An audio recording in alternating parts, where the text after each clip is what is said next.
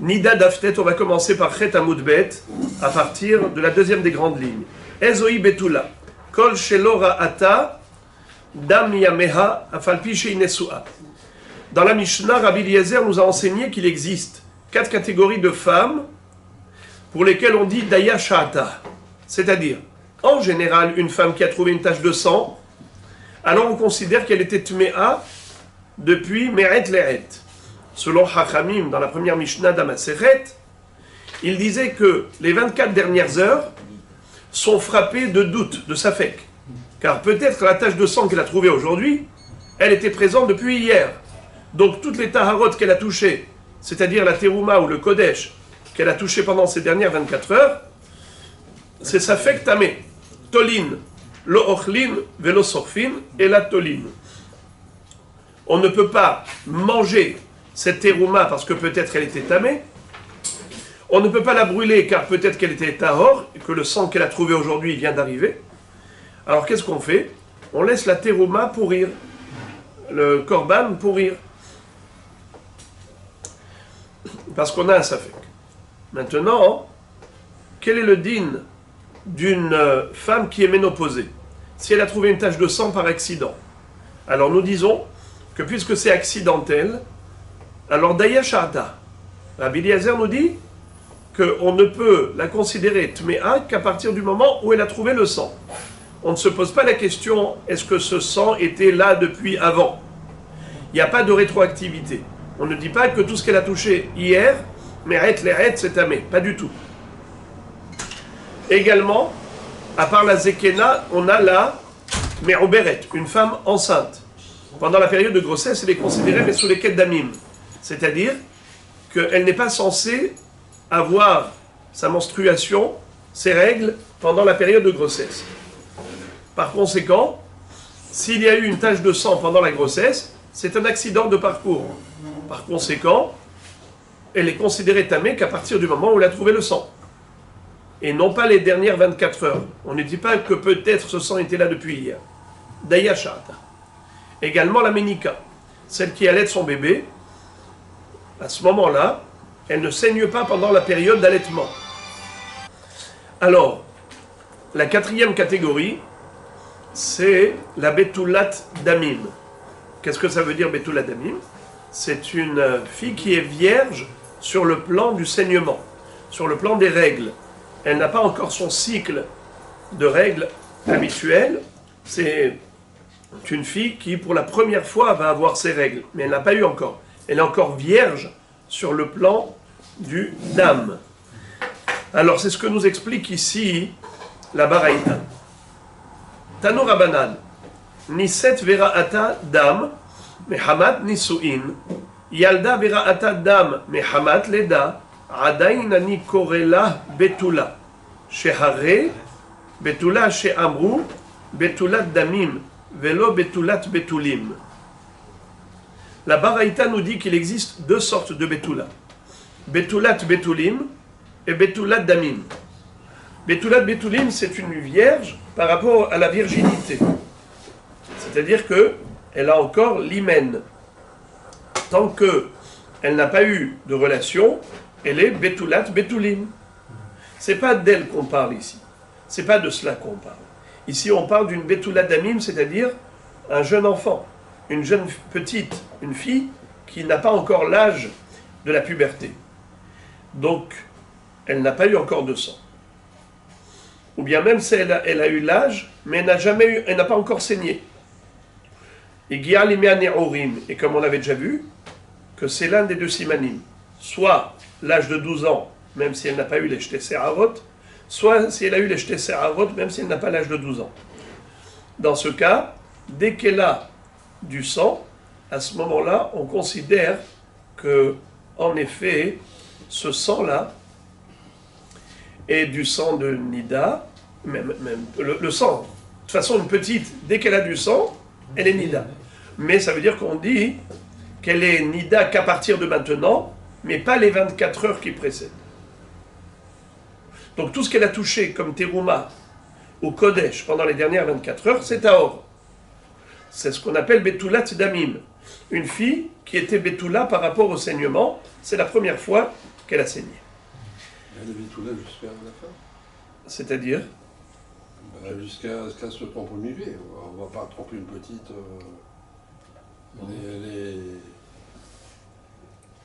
Elle est nida jusqu'à sa puberté, quoi. Enfin, peut-être plus encore. qu'elle aille au mikvé ou pas, ça ne change rien. Nous, ce qu'on veut savoir, c'est la veille, ce qu'elle a touché pendant les dernières 24 heures avant d'avoir saigné. Ce qu'elle a touché pendant les 24 heures. Si je dis que c'est une femme classique, c'est-à-dire si on parle d'une femme classique, alors tout ce qu'elle a touché pendant les dernières 24 heures avant le saignement, tout est tamé. Parce que peut-être qu'elle avait saigné avant. C'est tamé, mais ça fait. Mais si c'est une Betula, c'est-à-dire que Betula Damim, qui n'avait jamais saigné auparavant, c'est la première fois de sa vie qu'elle saigne. Alors, tout ce qu'elle a touché les dernières 24 heures avant ce saignement, on considère que c'est Behemet Tahor. Voilà ce qu'on dit là. Et maintenant, on nous dit, attention, si elle a saigné à cause d'une relation avec son mari, imaginons une petite qui a saigné, Niset Vera Atada Mehamat Nisuin, pas seulement une petite, mais une femme qui s'est mariée, on sait que la première relation entraîne un saignement par rapport à l'hymen, puisque elle était vierge, dès qu'elle a une relation avec son mari, elle va perdre sa virginité, et ça entraîne un saignement. Qu'est-ce que nous disons? Que ce sang-là n'est pas un sang de Nida, c'est un sang de Betoulim. Est-ce que le sang de Betoulim, ça va la rendre Tméa rétroactivement? Non. Le sang de Betoulim, c'est une Tum'a comme des Rabanan. Nahon, la femme qui est Betoula et qui vient d'avoir une relation avec son jeune Hatan, et elle a eu un saignement, ça s'appelle Dam Betoulim, c'est pas Dam Nida. Donc c'est sûr qu'il n'y aura pas de Inyan de Tum'a. Il n'y aura pas de Tum'a. Pareil, Yalda Beratada Mehamat Leda, Adain Anikorela Betula. Ou bien, si c'est une fille qui a eu du sang parce qu'elle a accouché, je l'appelle encore Betula. Je m'explique. On vient de dire qu'il existe deux sortes de Betula. Betulat Damim et Betulat Betulim. Il est possible qu'une femme ait eu du sang par rapport au Betulim, elle s'appelle encore Betulat Damim. C'est ça ce qu'on veut dire. Imaginons une petite, d'accord? Elle vient de se marier. Elle a une relation avec son Hatan. Elle a eu du sang. Très bien. Ce sang-là, c'est du sang de Maca, c'est pas du sang de Nida. Et plus tard, on va dire 3 mois plus tard, elle va saigner pour la première fois. Elle a maintenant 12 ans, elle saigne pour la première fois. Avant, quand elle se mariait, elle avait 12 ans moins 3 mois. Son père l'a donnée en mariage à Hatan. À ce moment-là, elle avait eu du sang, mais ce n'était pas du sang de cycle, de règles. Maintenant, 3 mois plus tard, pour la première fois, elle a ses règles. Pour la première fois, elle a trouvé du sang. Est-ce que les dernières 24 heures, avant ce saignement-là, quand elle a eu ses règles, est-ce que les dernières 24 heures sont frappées du safek ou pas? Ça veut dire, est-ce tout ce qu'elle a touché, c'est tamé ou pas? On te dit non. Et pourtant, elle avait eu du sang il y a 3 mois, quand elle avait une relation avec son Hatan. C'est pas le même sang. C'est ça ce qu'on nous dit. Elle peut ne pas être Betula de Betoulim, et elle peut rester encore Betula Damim. Ou encore mieux, elle peut même avoir donné naissance à un bébé, et elle est encore Betula Damim. Comment c'est possible ça? Mais une femme qui n'a pas de règles, elle ne peut pas avoir un bébé. Comment c'est possible? Figurez-vous, elle s'est mariée jeune. Juste à la période où elle devait avoir ses règles, donc dans son ventre, au niveau de l'utérus, ça commence petit à petit à se développer. Normalement, elle aurait dû avoir ses règles. Mais qu'est-ce qui s'est passé?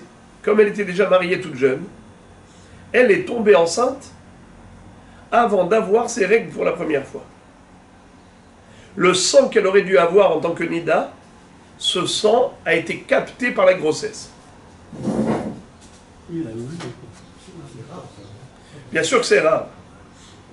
C'est rare déjà de marier une fille si jeune, et c'est rare de tomber enceinte juste à la période où elle devait avoir ses règles.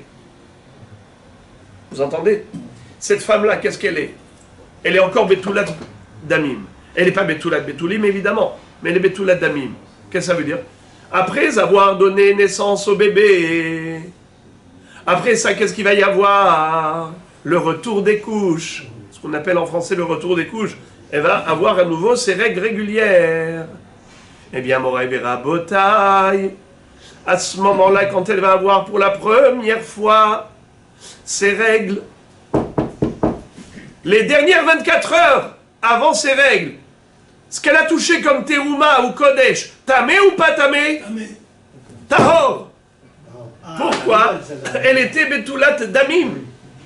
Bien qu'elle était déjà enceinte, elle a donné naissance à un bébé, une femme accomplie. Et tout de même, comme elle n'a jamais eu de règles, c'est la première fois qu'elle a ses règles, elle s'appelle Betoulat Damim. Betoulat Damim Madina Daya Sha'ata. Rabbi Eliezer nous a dit que Betoulat Damim Daya Sha'ata. C'est ça ce qu'elle nous dit. Ce qu'elle nous dit la Braïta. Tanou Rabbanan, Niset Vera Atadam et Hamat Nisouin. Elle s'est mariée, elle a une relation avec son Hatan, elle a eu du sang, pourquoi? Parce que elle a perdu sa virginité, elle a saigné. On nous dit, ce sang-là ne la rend pas non Betoulat Damim. Elle n'est plus Betoulat Betoulim, mais elle est encore Betoulat Damim. Et donc lorsque plus tard elle va voir ses règles, qu'est-ce que je vais dire?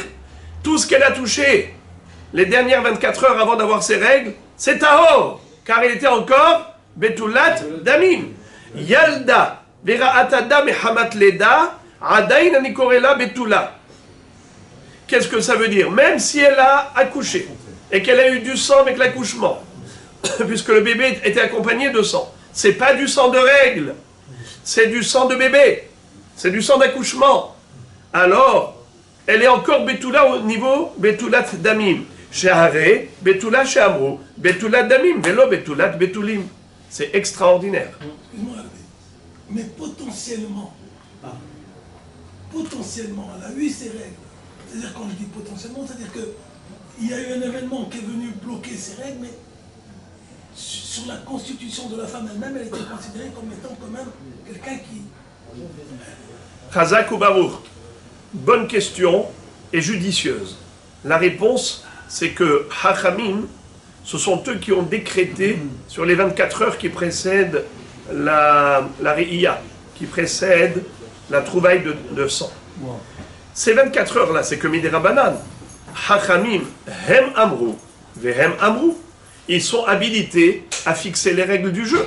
Puisque ce sont eux qui ont décrété la Toum'a sur les dernières 24 heures, alors ils te disent, attention, il y a des exceptions. C'est quoi les 4 exceptions? Zekena, Merouberet, Menika et Betula. Ça veut dire quoi Betula? Betoulat Betoulim, et pas Betoulat Damim. Très bien. La Gemara demande, Eni, ah bon? Ve'amarav Kahana, Tana, Shalosh Betulot Hen, Betoulat Adam, Betoulat Karka, Betoulat Shikma. Qu'est-ce que ça veut dire? Je comprends pas. Tu me dis que il n'y a que 3. Tu me dis qu'il existe Betoulat Betoulim. Pardon, Betoulat Damim. C'est quoi cette histoire-là? De Betoulat Damim. J'ai jamais entendu parler de ça. Regarde d'ailleurs, dans une baraïta citée par Rav Kahana, il est écrit Shalosh Betulot Hen. Il n'y a que 3 sortes de Betulot. Betoulat Karka, une terre vierge. Betoulat Adam, une fille vierge. Betoulat Shikma, un cyprès vierge. C'est-à-dire un arbre de Shikma, c'est une sorte de figuier. Shikma, il y a ceux qui traduisent par cyprès, il y a ceux qui traduisent plutôt par figuier. Il y a une sorte de figuier qui a un gros tronc. Alors, quel est le din, quel est l'intérêt de nous dire il existe 3 betulot, betulat karka, betulat adam, betulat shikma. Quel est l'intérêt de nous dire ça? Et après, vous avez compris que la question va être, il n'y a que 3 betulot dans la Baraïta, il n'y a pas 4. Là, tu m'as inventé une betulat damim. D'où tu sors ça? Mais on voit qu'il n'existe que 3 sortes de betulot. C'est ça la question. Mais avant d'en arriver à cette question, d'abord, il faut comprendre la Baraïta. C'est quoi betulat adam? D'abord, betulat adam, kozman shelo niv'ala.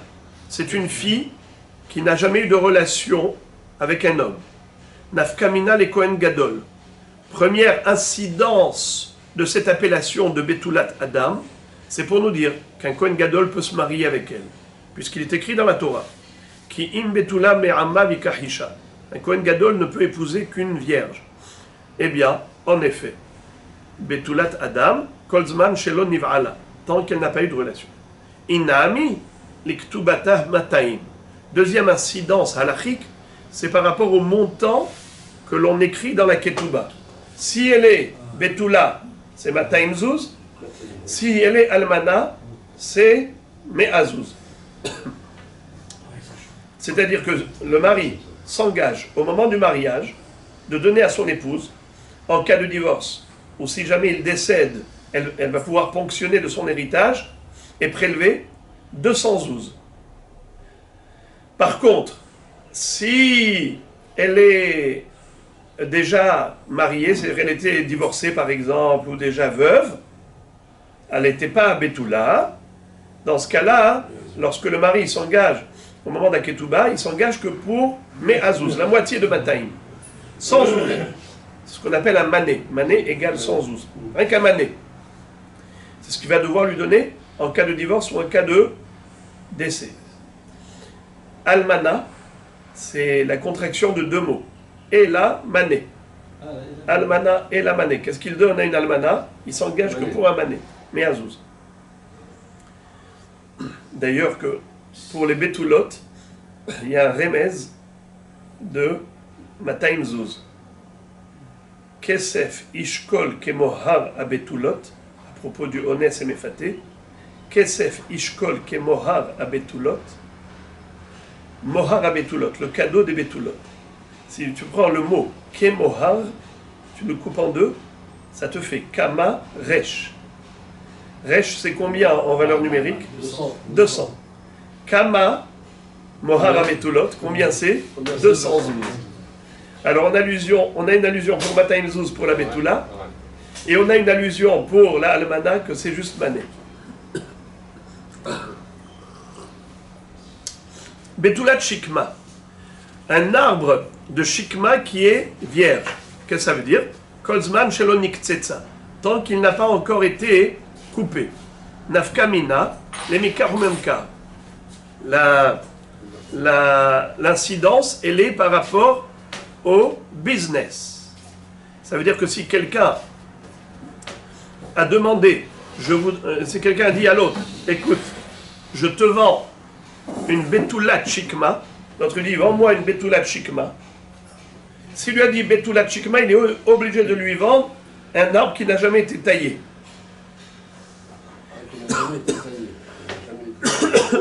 Un figuier qui n'a jamais été taillé. S'il lui donne un figuier qui a déjà été taillé une fois, c'est du mensonge. Il a trompé. C'est un mekartaout. C'est une vente erronée. Car il lui a demandé betulat shikma. Shikma, ça veut dire tous les arbres. Figuier, un figuier. Shikma, c'est un figuier. Un figuier. Alors, pourquoi est-ce que c'est important qu'ils lui vendent Betula, taillé, pas taillé, qu'est-ce que ça change? C'est que la shikma, c'est un arbre qui grossit une fois qu'on l'a taillé. Par exemple, le tronc d'arbre, tu peux le couper d'une certaine façon qu'ensuite il va pousser et grossir. Alors, maintenant, l'acheteur, il voit, il dit, regarde, moi je voudrais un gros arbre. Et il voit qu'un arbre non taillé, il est déjà gros. Il se dit, si je vais en plus le tailler, il va être beaucoup plus important. Alors que si l'arbre a déjà été taillé, imaginons, il ne peut pas grossir davantage. Regardez, il va nous dire, dis-moi, cet arbre-là, il est gros, il me plaît. Est-ce qu'il a déjà été taillé? Il lui dit non, jamais. Il dit, ah, alors celui-là, si je le taille, il va être encore plus important. Vends-le-moi. Et finalement, il s'avère qu'il a menti. C'est pas vrai. Cet arbre-là avait déjà été taillé. Et s'il était maintenant important, c'est parce qu'il avait déjà été taillé. Donc lorsque l'autre va le tailler, il ne va pas grandir davantage. Nachon? Alors, c'est du mensonge. Betulat hashikma. Pourquoi il est important de connaître cette notion de Betulat hashikma? Un arbre de shikma qui était Betula, nafkamina, les mekaromemka. L'intérêt de le savoir, c'est par rapport au business. Mekaromemka. Pour ne pas tromper l'un l'autre. Lorsque l'acheteur demande au vendeur, je veux une Betulat shikma, donne-lui une Betulat shikma et pas un arbre quelconque qui n'est pas Betula. Car il y aura une différence importante. Laquelle? C'est qu'ici, il veut le tailler pour avoir un arbre plus important, et toi, tu lui donnes un arbre qui est limité. Inami. Les miktetsa bashevi'it. Keditnam en kotsetsin betulat shikma bashevi'it mipne shei avoda. Deuxième conséquence halachique de la connaissance de cette notion, de savoir qu'il existe une notion de betulat hashikma. Tu veux savoir pourquoi c'est important de te le dire? Shalosh betulot en, betulat adam, betulat karka, betulat shikma. Tu veux savoir pourquoi c'est important? C'est parce que il y a une halakha concernant la shevi'it, la shmita. Pendant la shmita, on n'a pas le droit de faire des travaux dans les arbres qui pourraient les bonifier, les améliorer. Si tu fais un travail qui maintient l'arbre en existence pendant la shemitah, c'est juste pour pas qu'il meure, l'arbre. On a le droit. On n'a pas le droit de faire des travaux agricoles pendant la shemitah, uniquement des travaux qui visent l'amélioration de l'arbre, sa bonification. Mais si c'est juste pour maintenir en existence l'arbre pour pas qu'il meure, c'est permis. Betulat hashikma, quand tu vas le tailler, est-ce que ça va juste le maintenir en existence, cet élagage, ou bien est-ce que ça va le bonifier?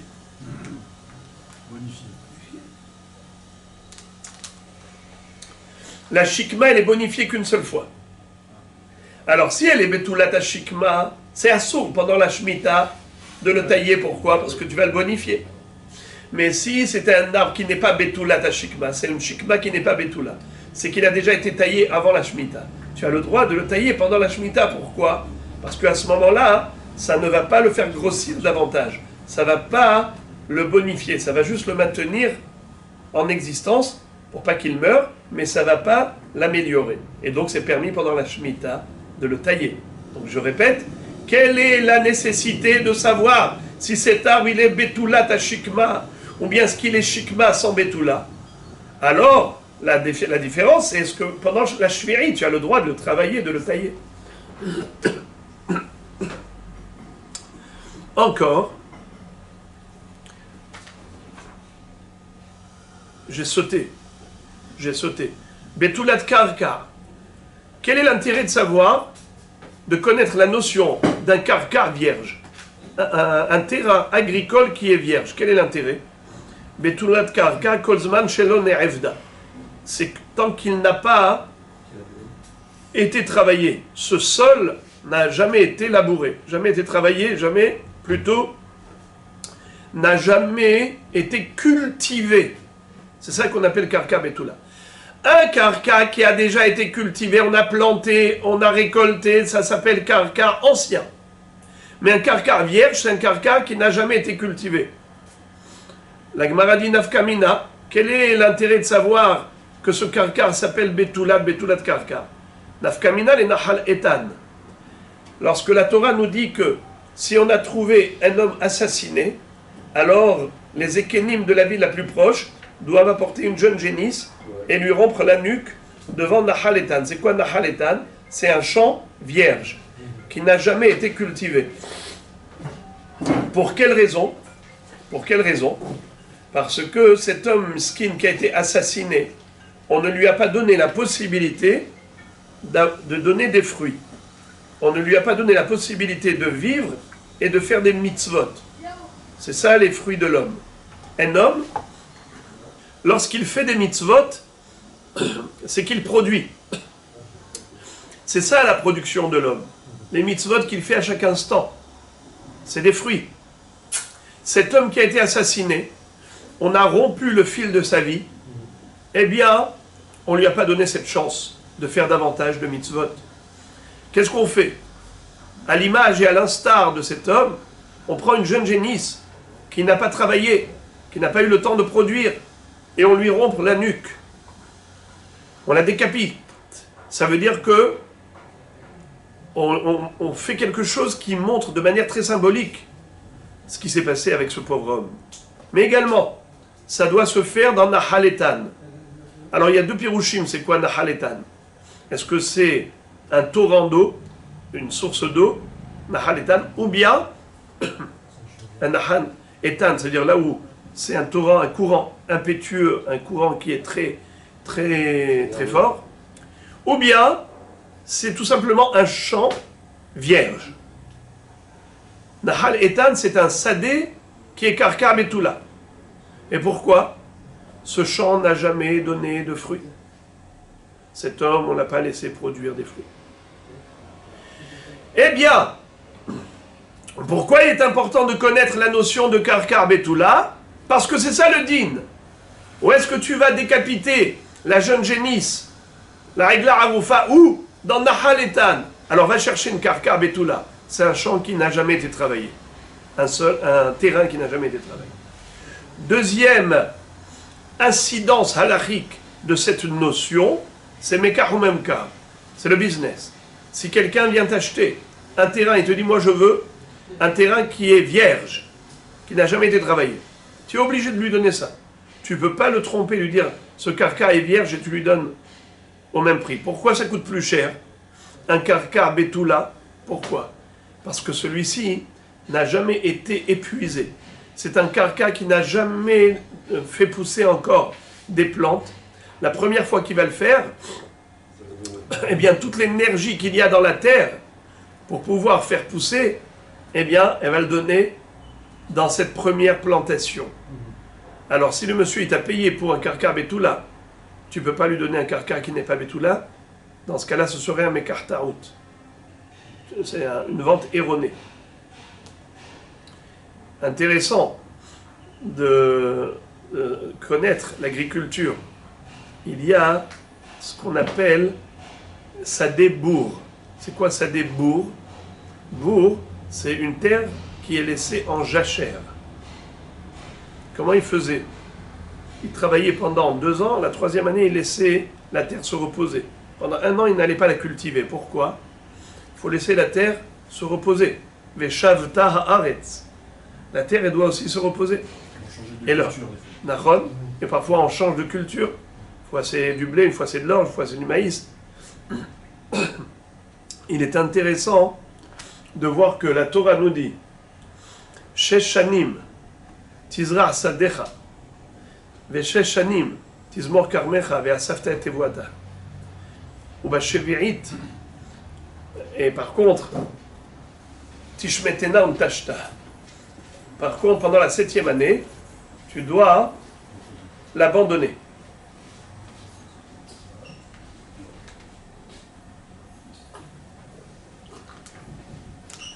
La 7e année, tu abandonnes la terre, c'est-à-dire que tu arrêtes de faire des travaux agricoles. On a compris une chose. Laquelle? C'est que le din de la Shemitah, c'est un nes extraordinaire. Pourquoi? Parce que la Torah te dit, même si tu ne laisses pas la terre en jachère pendant 6 ans, tu travailles la terre une année après l'autre, c'est quand l'année la plus faible. Si pendant 6 ans, tu cultives la terre, 6 années consécutives, tu cultives la terre, c'est quand l'année où la terre, elle est la plus faible. Dites-moi. La 6e année. Et pourtant, on nous dit comme ça. La 7e année, tu ne travailles pas. Tu vas te poser la question, tu vas dire qu'est-ce que je vais manger pendant la 7e année? On dit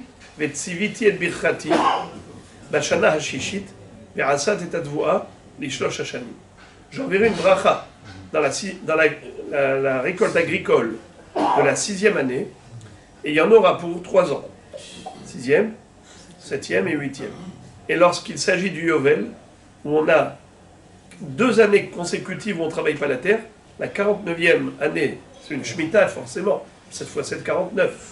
Et la 50e année, c'est le Yovel. On n'a pas le droit de travailler la terre.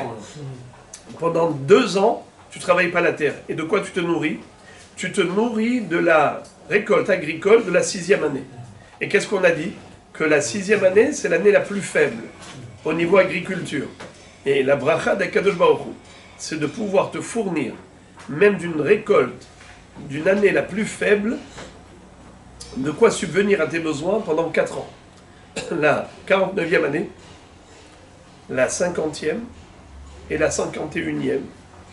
Ça veut dire que 49, 50, 51e, puisque le début de la 51e, on aura besoin de... Hein? Une émouna extraordinaire. Et 52e. Non, pardon, excusez-moi, je me suis trompé. La 48e va produire, la 49e, on n'a pas le droit de travailler. La 48e va produire pour 48, 49, 50 et début de 51. Moiraï Beraboïsaï, c'était juste pour vous donner juste une notion de ce que c'est que Karka Betula, qu'un champ qui n'a jamais été cultivé est capable de produire davantage des fruits bien meilleurs en qualité que des fruits qui vont pousser dans une terre qui est fatiguée, épuisée, qui a déjà donné toute son énergie, toutes ses forces. Tu as chaque année, tu as déjà travaillé cette terre, ça suffit, Mskena, elle est Veshavda Haaretz, laisse-la se reposer. Bon, on a compris maintenant qu'il existe 3 sortes de Betula. Vous pouvez répéter, s'il vous plaît? Betulat Karka, oui, quoi encore? Betulat Adam, quoi encore? Betulat Shikma. Alors la Gemara maintenant, on arrive au point de chute. Veimita, litnenameha. Si tu dis qu'il existe une 4e sorte de Betula, c'est-à-dire Betulat Betulim, pardon, Betulat Damim. Avant on a parlé de Betulat Betulim. Betulat Adam, tu as dit que c'est Betulat Betulim. Mais maintenant tu m'as innové une nouvelle notion qui s'appelle Betulat Damim. Alors ça ne fait pas que 3, ça fait 4 Betulot. Aïe, aïe, aïe, aïe, aïe, la réponse de Rav Nachman bar Yitzchak. Qui katane midé delit leshem livouy? Aval midé delit leshem livouy lo katane. Première réponse, c'est que on a cité ici que des Betulot qui n'ont pas de Shem Livouy. C'est-à-dire la Betula. Betulat Adam, comment on l'appelle toujours? Betulat Adam, comment ça s'appelle? Betula. Dans la Torah, comment s'appelle une Betula? Betula. Mais par contre, la Betulat Damim, comment elle s'appelle? Betulat Damim. Tu ne peux pas l'appeler tout simplement Betula, parce que si tu me dis juste Betula, c'est forcément Betulat Betulim. Quand tu veux dire Betula de sang, Betula par rapport au sang, comment tu l'appelles? Betulat Damim. Tu es obligé de rajouter un surnom. Betulat Damim. Comment ça s'appelle? Shem Livouy. Un qualificatif, un adjectif qualificatif. Tu as besoin d'associer au mot Betula le mot Damim. Car sinon, je ne vais pas comprendre de quoi tu parles. Je vais croire que tu parles d'une Betulat Betulim. C'est pour ça que on n'a pas cité dans cette baraïta la Betulat Damim, car nous on parle que de Betula qui est simplement Betula. Il n'y a pas besoin de Shem Livouy. Deuxième réponse, Rav Sheshet Bered Rav Idi, Amar, qui katane midé d'étalé bemaase, midé de l'otalé bemaase lo katane. Qu'est-ce que ça veut dire? La Betula, comment est-ce qu'elle devient non Betula? Quand elle a une relation avec son mari. Il fallait un marassé pour retirer les Betulim. La Betulat Karka, comment elle devient non Betula? C'est en cultivant la terre, en faisant un marassé. Il fallait faire un marassé pour retirer le caractère de Betulat Karka. Betulat Shikma, comment on fait que la Betulat Shikma n'est plus Betula? Eh bien, quand on fait un marassé de tailler l'arbre. Par contre, Betulat Damim, on n'a pas besoin de marassé. Ça vient tout seul. La nature est bien faite. Akshbaru a créé cette nature de Betulim, pardon, de Damim. La femme, à l'âge de la puberté, elle commence à avoir ses règles. Est-ce qu'on a besoin de faire un marassé pour déclencher le sang? Pas du tout. Ça vient tout seul. Elle saigne d'elle-même. Voilà pourquoi on n'a pas fait rentrer la Betulat Damim dans la liste des 3 Betulot. C'est parce que nous, on n'a parlé que des Betulot qu'on peut faire amarasser pour arrêter le caractère de Betula. Mais une Betula qui naturellement arrête d'être Betula, comme Betula Damim, qui naturellement, un beau jour, elle va avoir ses règles, elle ne sera plus Betula Damim, on n'a pas parlé de cette catégorie. On n'a parlé que de la catégorie des Betulim qu'il faut faire amarasser pour retirer le caractère de Betula. Troisième réponse à cette question. Rabbi Hanina Bered Rabika Amar, qui katane midé de lo hadar le biriato. Midé de hadar le biriato lo katane.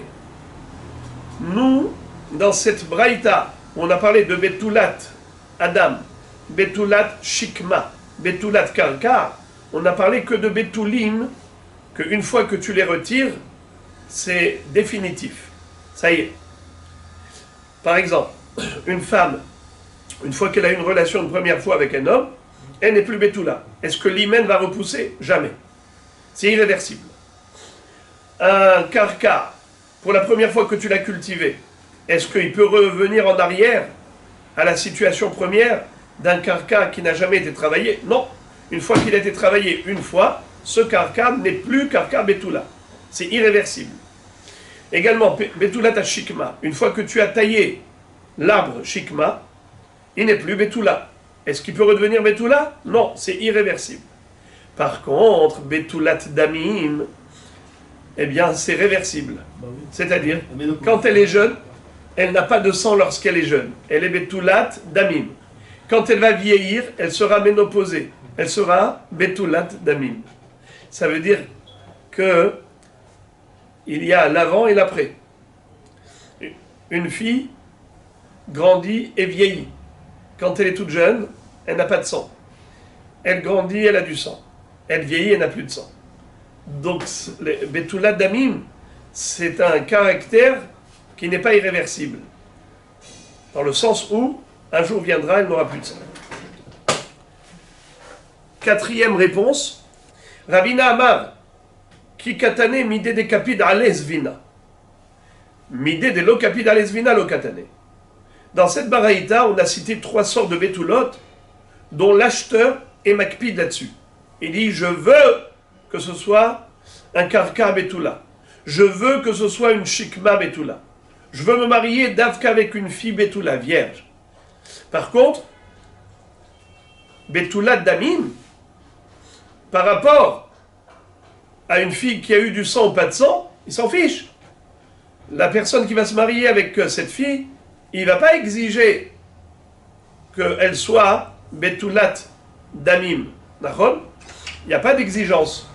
De ce fait, en effet, on n'a pas cité dans cette baraïta une Betula pour laquelle il n'y a pas d'exigence de la part de l'acheteur. C'est qui l'acheteur? C'est le Hatan. C'est lui qui achète la Kala. Midé de l'okapid alesvina. Il n'est pas makpid en disant je veux d'Avka une Betula. D'accord?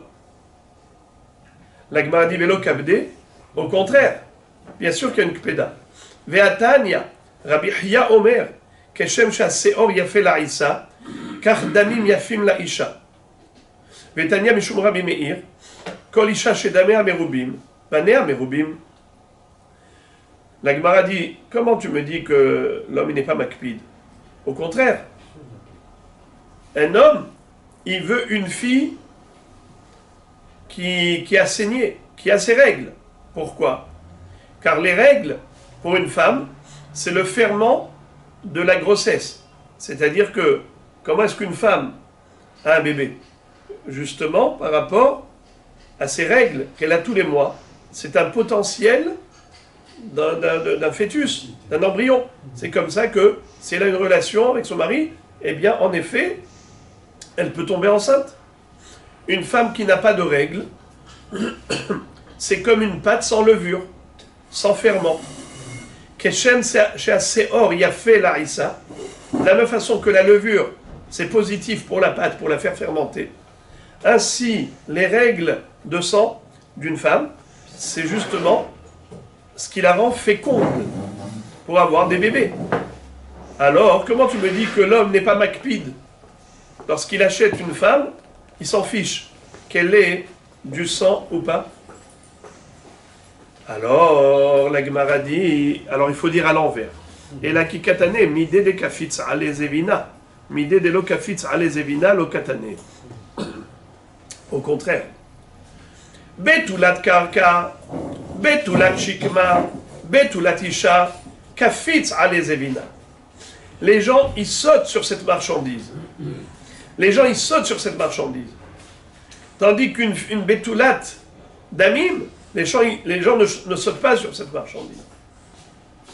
Je répète, le dénominateur commun des trois betulotes cités dans la Baraïta, c'est que dans les trois cas de figure, les gens sont intéressés par ces betulim.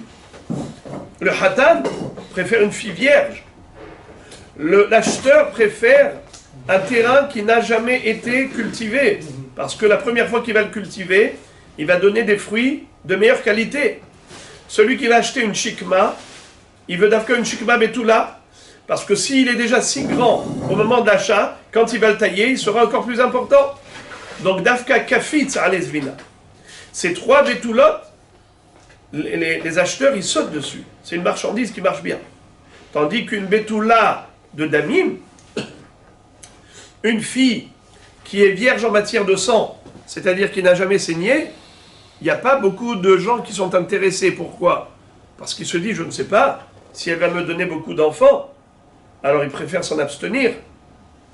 Elle a moins d'acheteurs. Elle a moins de hatanim qui sont intéressés. Parce qu'ils ont peur. Donc, voilà la quatrième réponse à cette question.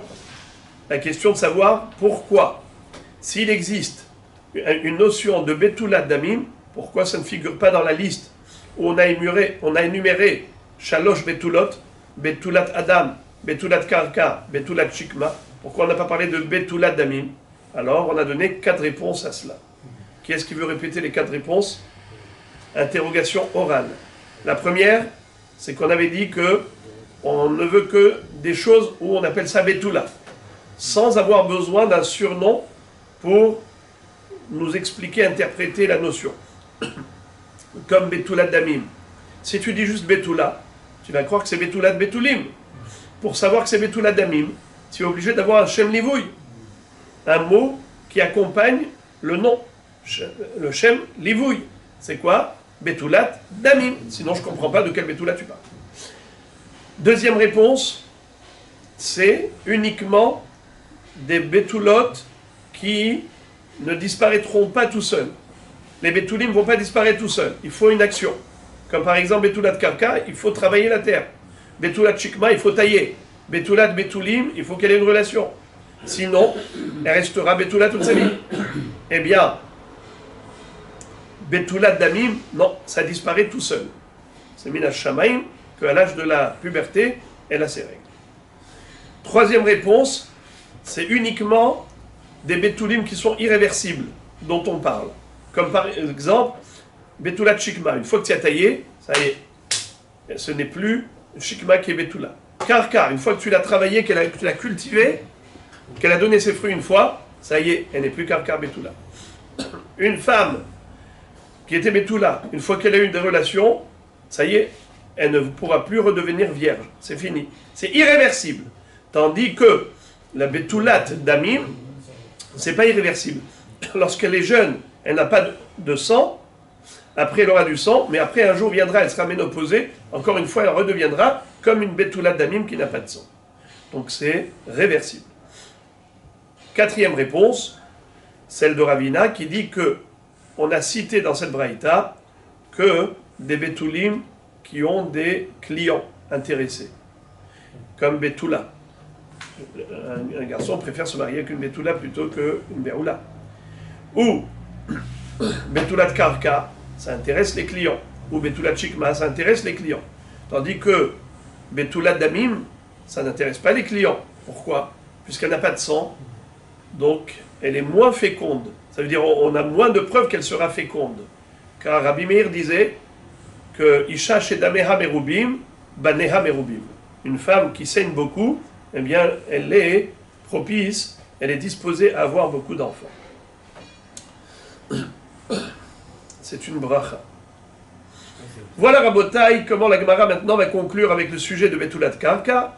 Tanu Rabanan, Ezoi Betulat Karka, Kol Shema'ala Reshushin, Ven Afarat Yehuah. Comment tu peux savoir si le Karka est Betula? C'est que lorsque tu le creuses, tu as des mottes de terre. Je prends le deuxième pirouge de Rashi. Tu as des mottes de terre qui ne s'effritent pas. Un terrain qui a été labouré, il s'effrite. Tandis que là, quand tu creuses, c'est des gros morceaux qui viennent avec. Ou le premier pirouge de Rashi, c'est un terrain rocailleux. Comme ça, tu as des pierres. Rishushin. Ven afarati huwah. Et le sable, plutôt la terre, elle n'est pas comme du sable. C'est pas mou, c'est pas tendre, c'est dur. Nimtzaba heres, biadoua shenerbeda. Si tu trouves un morceau d'argile dans le sol, c'est que à un moment donné, cette terre en fait avait été labourée. Sinon, comment ce morceau d'argile est arrivé? Tsunma, Arezu Betulat Karka. Par contre, si tu trouves des rochers, c'est Betulat Karka, car le rocher, il est là naturellement. Allez, Rabotai, on a terminé le sujet. Passons à un autre sujet. Me'uberet, Mishiivada Ubara. Vous rappelez ce qu'on avait appris dans la Mishnah, que si jamais une femme a trouvé une tache de sang, elle est tméa désormais, mais même les dernières 24 heures sont frappées de safek. Par conséquent, si hier elle avait touché la terouma ou du korban, c'est tamé mi safek. Hein? Alors on avait vu 4 exceptions, où il n'y a pas de rétroactivité par rapport aux dernières 24 heures. C'est la ménopausée, la zekena, la betula, celle qui n'a jamais eu encore de sang, la merouberet, la femme enceinte, et la ménika, la femme qui allait.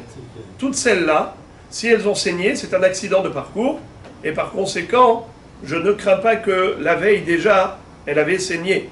Et on ne dit pas que les dernières 24 heures, tout ce qu'elle a touché, ça va être tamé. Non, ça reste tahor. Maintenant, la Gemara va nous expliquer qu'est-ce que c'est qu'une merouberet. C'est quoi une femme enceinte dont a parlé la Mishnah? Mishiivada Ubara, c'est-à-dire qu'à partir du moment où le bébé est visible, ça veut dire qu'elle a déjà le gros ventre. Vekama Hakarata Ubar. Quel est l'âge de grossesse pour que le bébé soit déjà visible? Eh bien, Somchus Omer Mishum Rabbi Meir, Somchus a dit au nom de son maître Rabbi Meir, Shelosha Chodashim. C'est après 3 mois de grossesse. Afalpi Shen Reya Ladavar, Zecher Ladavar. Bien qu'on n'ait pas de preuve tranchante à cela, mais on a quand même une allusion dans la Torah. Sheneemar, Vayi Kemishlosh Chodashim. Vayugal Yehuda les morts, Zan Tatamar Kalatecha Vegam Hine Haral Iznunim. Lorsque Yehuda était avec Tamar, eh bien, on a raconté à Yehuda, 3 mois après, que sa bru, sa belle-fille Tamar, l'a trompé. C'est-à-dire, pardon, elle a été infidèle. Elle était censée attendre Sheila. Elle s'est mariée d'abord avec Er. Er est mort parce qu'il faisait des ravérotes. Il éjaculait à l'extérieur. Donc, Akshbaruch l'a retiré de ce monde prématurément. Qu'est-ce qu'a fait comment il s'appelle, Yehuda lui a donné son deuxième fils, Onan. Lui également. Il est mort prématurément pour la même Avera. Qu'est-ce qu'a fait Yehuda? Il a dit, maintenant, Tamar, tu vas attendre. Je te donnerai mon fils Sheila, quand il grandira. Quand elle a vu qu'il ne lui a pas donné son fils Sheila, elle a été se déguiser en prostituée et elle a attiré Yehuda. Et elle est tombée enceinte de Yehuda. Mais lui ne savait pas que c'était Tamar. Car elle était tellement pudique quand elle était chez son beau-père qu'elle était toujours voilée. Ça fait que cette fois-ci, quand elle était comme une prostituée dévoilée, il ne l'a pas reconnue. Eh bien, figurez-vous qu'à ce moment-là, 3 mois après, on lui dit, Tamar a été infidèle, elle n'a pas attendu Sheila. Alors, elle est enceinte. L'iznonim. Le znout. Vous connaissez la suite. Mais dans le passouk, il est écrit Vaihi ke mishlosh hodashim. Quand est-ce qu'on a dit à Yehuda que Tamar était enceinte? Après 3 mois de grossesse. Sous-entendu qu'il faut attendre 3 mois pour que le roubar soit visible.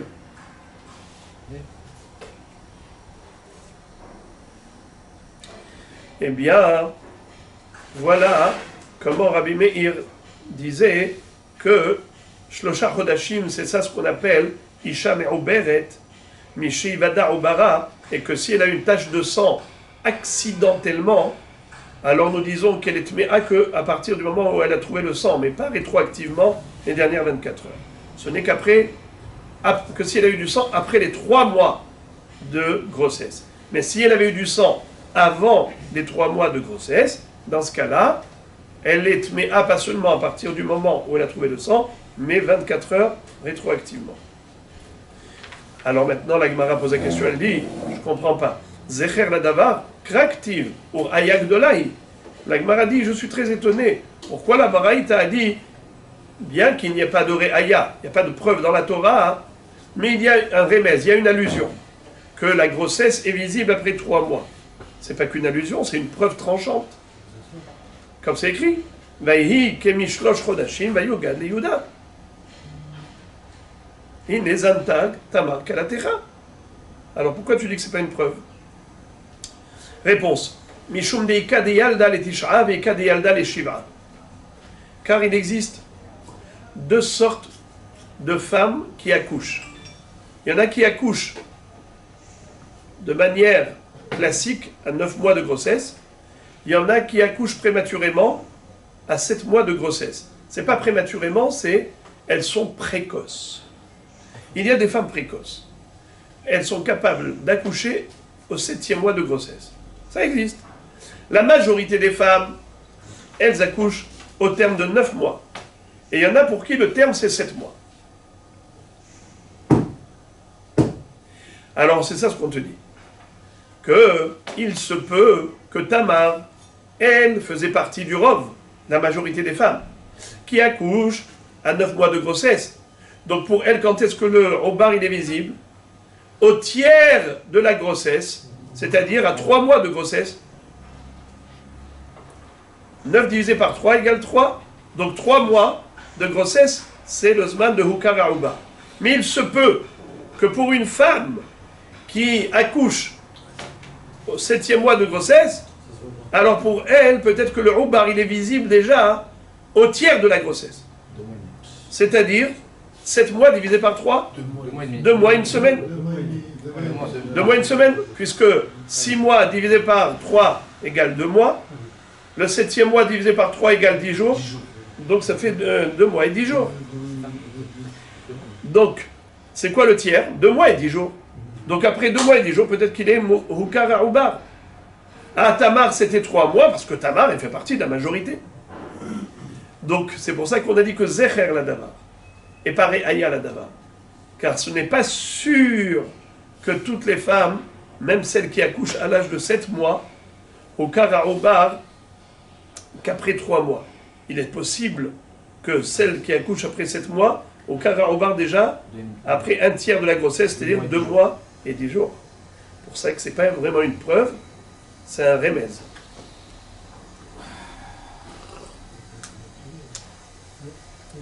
Tanoura Banane, toujours à propos du même sujet. La Braïta nous enseigne Hare shaita behezkat meroberet verat adam vechakar hipil haruach o kol davar sheno shel kayama hari behezkata vedaya sha'ata. La Braïta nous dit quel est le din pour une femme qui était enceinte, qui a eu un accident de parcours, elle a saigné, alors qu'elle était déjà, on va dire, au 5e mois de grossesse. Elle a saigné. Qu'est-ce qu'on a dit? Nida maintenant. Nida que à partir de maintenant. On n'est pas métamé les taharot des dernières 24 heures. Il n'y a pas de rétroactivité dans la tour. Question. Quel est le din si finalement il s'avère qu'elle a accouché d'un œuf clair? Un œuf clair, c'est-à-dire une pochette vide. Malé rouah, ipila rouah. C'est-à-dire elle a fait une fausse couche. Il n'y avait rien dans cette pochette, que du rouah. Ou bien il y avait un monstre, c'est-à-dire un morceau sans forme. Mais à quel mois elle a eu la fausse couche? 3 mois et 2 jours. Pareil, on dira la même chose. Alors à Botaï, on va dire 3 mois et demi. Écoutez ça. 3 mois et demi. À 3 mois et demi, elle a fait une fausse couche et on a vu Rouah. Il n'y avait rien de. Il n'y avait pas un vrai fœtus. Il n'y avait pas un fœtus. Et maintenant, il s'avère que quand elle avait, par exemple, 3 mois et 2 jours, d'accord? 3 mois et 2 jours, elle avait eu un saignement. D'accord? Qu'est-ce qu'on dit de ce saignement? Est-ce qu'on dit les mafreya que les dernières 24 heures, ce qu'elle a touché, c'était tamé ou pas? Qu'en dites-vous? Répondez par oui ou par non. Non. Tamé ou tahor? Tahor. Tahor. Pourquoi? Parce qu'elle était déjà me'ouberet. Et on a dit que me'ouberet daya shata. Mais ça, c'est pour une me'ouberet, a priori, qui a eu un vrai bébé. Mais une me'ouberet qui était me'ouberet de rouah. Donc finalement, il s'avère qu'elle n'était pas vraiment une vraie me'ouberet. C'est une me'ouberet de rouah. Est-ce qu'on dit daya shata? Oui, on ne peut pas savoir ce qui va se passer dans la vie. Mais on l'a su. Voilà maintenant que elle a donné naissance à un rouah. Maintenant, on a la terouma qu'elle avait touchée avant. Il y a combien de temps? Elle a 2 semaines avant. Ah, tant pis. Cette terouma là maintenant, elle est tahor ou tamé? Tamé. Pourquoi tahor? Est-ce qu'on peut pas être les frères? Pourquoi? Pourquoi pas les mafria? Mais elle n'était pas Au méro. moment où il y a eu l'histoire, elle était considérée comme Méouberet. Maintenant, 2 semaines après, elle a une fausse couche. Elle a une fausse couche. On ne peut pas être rétroactif des choses qui vont se passer dans l'avenir. Mais elle était mérouberet d'un bébé ou mérouberet de l'air? De l'air. Alors mérouberet de l'air, ça s'appelle mérouberet? Non. Alors pourquoi vous dites que c'est tahor ce qu'elle avait touché Au avant? moment où elle a eu l'enseignement, elle était Tahor parce qu'elle était Méouberet. Elle avait un din. Elle avait un digne de mérouberet. Voilà. Est-ce que finalement, quand elle a donné naissance à un rouah, maintenant ça ne prouve pas qu'avant elle n'était pas mérouberet? Est-ce qu'il ne faut pas être mérouberet d'un bébé? Peut-être qu'entre la période où elle a eu l'écoulement de sang et la période où elle a eu le rouard, il s'est passé quelque chose que l'enfant s'est décomposé. Non, non, non, non, non, problème. non, non, non. S'il y a du rouard, c'est qu'il n'y a jamais eu d'embryon. Ouais, il n'y a jamais eu de fœtus. Ah, d'accord. Tamé. Donc, Alors ce qu'elle avait touché à l'époque, c'était tahor ou tamé? Eh bien la Braïta nous dit tahor. Comme si elle était vraiment une vraie mérouberet d'un vrai bébé. Regardez. Hare shaita behezkat merouberet, vera'at adam, ve'achar kach hipil haruach, o kol davar she'eno shel kayama, hari behezkata vedaya sha'ata. Elle est comme une mérouberet normale. Afal gav shen re'aya ladavar, zecher ladavar. Bien qu'on n'ait pas de preuve tranchante dans le pasouk qu'une mérouberet de rouah s'appelle mérouberet, et que la naissance s'appelle naissance, bien que nous n'ayons pas de preuve tranchante, mais on a une allusion. C'est quoi l'allusion?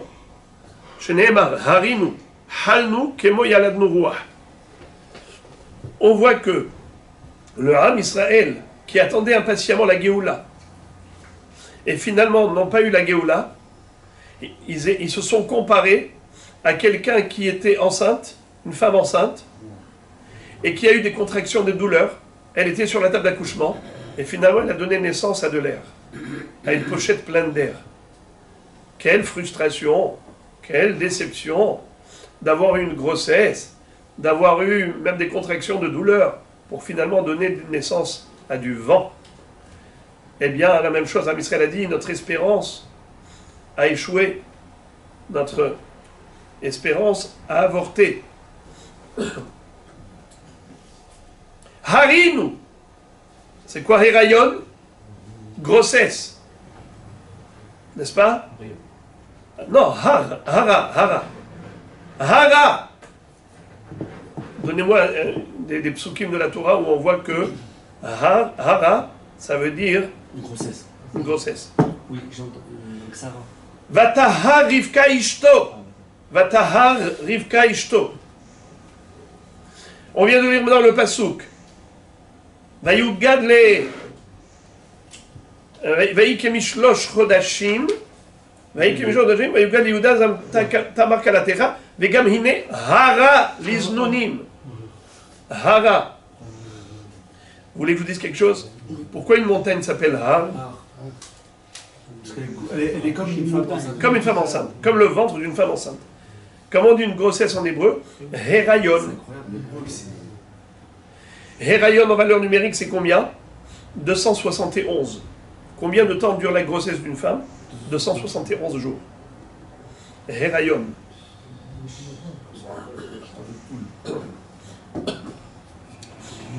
Alors, Harinu. C'est quoi Hayom Harat Olam? Hayom Harat Olam. Aujourd'hui, tu as conçu le monde. Pourquoi on ne dit pas Hayom Bara Olam? Pourquoi on dit Harat? C'est vrai qu'il y a une mahloquette entre Rabbi Eliezer et Rabbi Yoshua. Rabbi Eliezer dit Betishri Nivra Olam. Rabbi Yoshua dit Be Nissan Nivra Olam. Rabbeinu Tam dans ma série de Rosh Hashanah, Tosfot, Rosh Hashanah Daf Kaf Zayin, Tosfot rapporte au nom de Rabbeinu Tam, Elou va Elou divrei Elokim Hayim. Ce que dit Rabbi Eliezer, ce que dit Rabbi Yoshua, c'est complémentaire. Allah b'machshava livro betishri, bara benissan. Rosh Chodesh Tishri, c'est Rosh Hashanah. Rosh Chodesh Nissan, c'est Rosh Hashanah. Rosh Chodesh Tishri, Dieu a programmé la création du monde. Rosh Chodesh Nissan, il a créé le monde.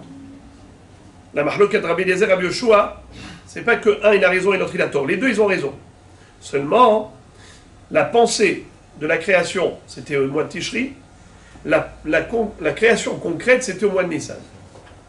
Qu'est-ce que c'est qu'une pensée par rapport à une action? Sauf ma'aseh b'mahashava tehila. La pensée, c'est la grossesse. L'action, c'est l'accouchement. Ça veut dire que, d'abord, tu vas concevoir la chose, ce qu'on appelle la conception. Comme la conception d'un bébé, il y a la conception d'un programme. Une fois que tu as terminé ton projet, tu vas le mettre en application. Tu vas réaliser ton projet. Hayom harat olam. On ne dit pas Hayom bara olam. Harat, c'est le Herayon. Car la programmation de la création a eu lieu premier Tishri. Mais la création concrète, c'était premier Nissan. Tor Rabotai. Je ferme la parenthèse, c'était juste pour vous dire que ce pasouk-là, qui figure dans Ishaïa Han-Navi, qui exprime la frustration du peuple juif, au moment où ils attendaient la Géoula. Ils ont dit Harinu, on est tombé enceinte. Halnu, c'est quoi? Halnu, Batit Halhal, c'est les contractions de douleur. Beterem Tahil Yalada, c'est quoi Tahil? Vaïhal Moshe, la Halhala, c'est les contractions de douleur. Harinu, Halnu, pas seulement qu'on est tombé enceinte, on a eu même des contractions de douleur. Que Yalad Nourouah, comme si on a donné naissance à du vent, à de l'air. Frustration de la déception. Alors la Gemara dit, Maï Zecher Ladavar. Je ne comprends pas pourquoi alors tu as dit que c'est que Zecher Ladavar. tu vois clairement qu'on a appelé Herayon pour Yalad Nourouah. Alors tu avais raison dans ce que tu as dit précédemment. Tu avais dit que même une femme qui a donné naissance à une poche pleine d'air, ce qu'on appelle un œuf clair, qui a fait une fausse couche, malgré tout, son Herayon s'appelle Herayon. Et si elle avait eu du sang pendant la période de grossesse, qu'est-ce qu'on dit? Daya Sharta, comme une femme méroubérette classique. Et si elle avait touché d'Aterouma les dernières 24 heures, cette Terouma, elle reste tahor, comme une femme enceinte normalement. Pourtant, elle a donné naissance finalement à de l'air. Eh bien, du passou qu'on déduit que ça s'appelle Herayon, Harinu. Alors la Gemara, à tel point qu'elle s'étonne, elle dit, je comprends pas pourquoi tu dis que c'est qu'une allusion, mais c'est une preuve tranchante. Réponse, Kiktiv Haikra Bisrarim Ktiv. Dans ce machal, on parlait des hommes, on parlait pas des femmes. Si on parlait de femmes, alors en effet, ça aurait été une preuve tranchante. Que même une fausse couche avec un œuf clair, ça s'appelle Herayon. Mais comme ici on parlait des hommes, donc c'est juste un machal. Un homme, il ne tombe pas enceinte. Puisqu'un homme, il ne tombe pas enceinte, pourquoi tu parles de Harinu? Pourquoi il y a la droit? C'est juste un machal. Puisque c'est juste un machal par rapport à des hommes, alors on ne peut pas dire que c'est une preuve tranchante. C'est juste un remez, c'est une allusion. Maintenant, la Gemara va poser une question nucléaire. Question bombe. Urbinu. Kishtash naim. Velashlishi pilaruah. Okol davar sheno shel kayama. Harezu yoledet bezov. Vehi amart leda ma'aliatahi. Koshi samuch la leda. Rahamanati hare. La Gemara pose une question très très forte, mais pour la comprendre, vous devrez vous rappeler ce qu'on avait dit le DAF précédent. Rappelez-vous quand on avait parlé de Yoledet Bezov. Isha Hamekasha Leled. Une femme qui met du temps pour donner naissance au bébé. D'accord? Et elle a eu même du sang. Elle a eu du sang. Pendant cette période de contraction de douleur avant l'accouchement, elle a saigné. 1 jour, 2 jours, 3 jours. Vous le savez qu'une femme qui saigne pendant 3 jours en temps normal, elle s'appelle Zava Gedola, si ça a lieu pendant la période de Ziva.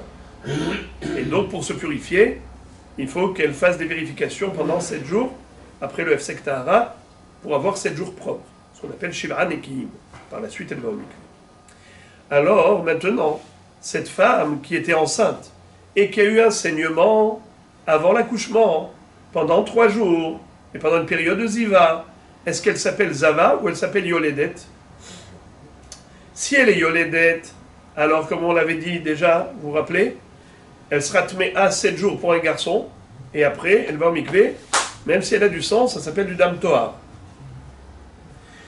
Si c'est une fille auquel elle a donné naissance, à laquelle elle a donné naissance, eh bien elle est tméa pendant 14 jours, ce qu'on appelle Tum'at Yoledet, et après pendant 66 jours, même si elle saigne, elle est Théora, ce qu'on appelle Dam Tohar. Tous ces halakhot ne sont plus applicables de nos jours, parce que de nos jours, les Géonim ont été métaken, que tant que la femme saigne après l'accouchement, elle ne peut pas aller au mikvé. On n'applique plus la notion de Dam Tohar. Mais Minatora, oui. Alors, cette notion de Yoledet, on a compris. Il y a une période de Toum'a, il y a une période de Tahara, tout va bien. Mais quel est le din si, en plus, elle était Zava? Alors dans ce cas-là, ça ne suffit pas. Zava, pour devenir Tehora, il faut qu'elle ait, après la cessation du saignement, 7 jours propres. Et ensuite, elle va au mikvé. Zava Gdola. Maintenant, cette femme-là, qui avant l'accouchement a eu 3 jours de saignement, elle est Zava ou pas Zava? Est-ce qu'elle est Zava ou Yoledet seulement? Est-ce qu'elle est Yoledet Bezov ou elle est juste Yoledet? On avait vu que ça dépendait d'une chose. De quoi? Si entre ces 3 jours de saignement et l'accouchement, il y avait une interruption de 24 heures. Vous vous rappelez Rabbi Eliezer qui disait Me'et Le'et? S'il y a eu 24 heures de cessation de saignement, sous-entendu que les 3 jours de saignement qu'elle avait eus n'ont rien à voir avec l'accouchement. C'est la ziva. Et donc, elle est zava, il lui faudra Shivra Nekiim. Mais dans la mesure où il y avait moins de 24 heures d'interruption entre ces 3 jours de saignement et l'accouchement, dans ce cas-là, qu'est-ce qu'on dit? Ce sang qu'elle a eu est relatif aux contractions de douleur de l'accouchement. Donc c'est lié à la yoledet. Ça s'appelle yoledet, c'est pas yoledet bezov, elle n'est pas zava du tout. Maintenant, la Gemara va poser une question extraordinaire. Elle va dire, Urminhi, kishtash naim, velayom ashlishi pilaruach, au kol davar sheno shel kayama, harezu yoledet bezov. Qu'est-ce que ça veut dire? Qu'une femme qui n'a pas eu un vrai accouchement, elle a eu 2 jours de saignement avant de faire la fausse couche, et après, quand elle a fait cette fausse couche, il s'est avéré que c'était une pochette pleine d'air, un œuf clair, donc c'était pas du tout un fœtus. On ne peut pas appeler ça un accouchement. On appelle ça ziva. 2 jours de saignement. Et le 3e jour, c'était pas un accouchement d'un bébé ou une fausse couche d'un bébé, c'était une fausse couche d'un œuf clair. Dans ce cas-là, c'est pas un accouchement, c'est pas une fausse couche, c'est un œuf clair, donc c'est juste un saignement. Donc elle a eu 3 jours, non pas de saignement de mère au béret, elle a eu 3 jours de saignement de ziva. Donc c'est pas une femme qui accouche, c'est une femme qui est zava. Donc elle a dit de zava gdola. Tu vois clairement que l'accouchement d'un œuf clair, c'est pas un accouchement. Alors pourquoi tu me dis Dayashata? C'est une bombe. C'est une question atomique. La Gemara dit, je te comprends pas. Je me dis, une femme qui a touché de la terouma, et dans les 24 heures, elle a eu du sang. Tu me dis, Dayashata. Pourquoi? Parce que elle était mère au béret. Mais mère au béret, et après ça, elle a donné naissance à un œuf clair. Donc c'est pas une mère au béret. Si c'est pas une mère au béret, alors c'est une femme classique. Si c'est une femme classique, alors on devrait dire que tout ce qu'elle a touché pendant les 24 heures, c'est rétroactivement impur. Pourquoi tu m'as dit Tahor? Maintenant, tu viens de me dire que elle est Zava et non pas Yoledet. Si elle est Zava et pas Yoledet, c'est que tu considères que le saignement du 3e jour pendant lequel elle a fait une fausse couche, comme c'était un œuf clair, tu me dis ça ne s'appelle pas un accouchement, c'est juste un écoulement de sang. Un écoulement de sang, donc c'est le 3e jour. 1, 2, 3, Zava. Une femme qui a eu 3 jours de saignement consécutifs pendant la période de Ziva, elle est Zava. Alors, comment tu m'as dit là-haut que c'est Tahor? Ce qu'elle a touché dans les dernières 24 heures, parce que Daya Sha'ata, c'est pas possible, mais on vient de voir que ça s'appelle pas un accouchement. Donc elle n'était pas mère au béret. La Gemara nous dit comme ça.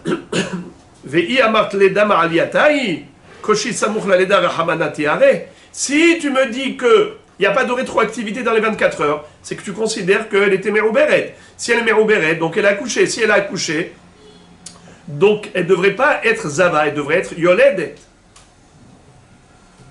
Amar Rav Papi, Hanach Me'et Le'et de Rabanan.